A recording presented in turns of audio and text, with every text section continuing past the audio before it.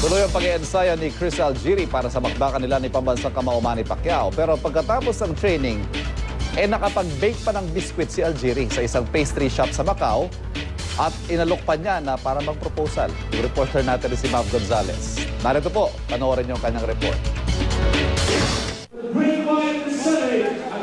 Nasa iisang lugar man, magkaiba ang mundo ni ng pambansang kamao Manny Pacquiao at Chris Algieri. Kung si Pacman kasi nasa rurok na ng tagumpay, si Algieri malayo pa ang tatakbuhin ng boxing career. Kagabi nagkaroon ng round table para sa media ang dalawang boksingero. Kwento ni Algieri, ito ang unang laban niya na wala siyang ibang trabaho kaya talagang nakapag-concentrate siya sa training. A great fight and a great opportunity, and really looking forward to it.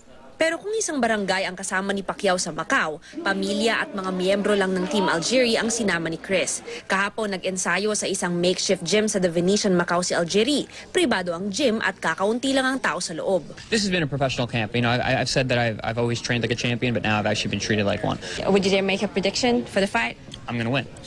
Sinimulan ni Algieri ang workout sa plyometrics at conditioning exercises. Bago ang normal na punch mitts, mga stick muna ang sinuntok ni Algieri. Puhunan daw niya ang kanyang jab, kaya dito sila nakafocus.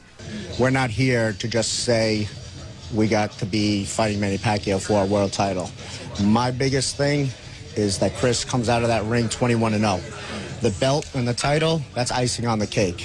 Pagkatapos ng gym training, bumisita si Algieri sa isang pastry shop kung saan tinuruan siyang gumawa ng local delicacy na almond cookies. Ipinatikim pa ni Chris ang ginawa niyang cookies sa mga naroon. May master's degree sa clinical nutrition si Algieri. Malaking bahagi raw ng kanyang training camp ang nutrisyon, kaya siya mismo ang nagluluto ng pagkain niya. Mav Gonzalez, GMA News.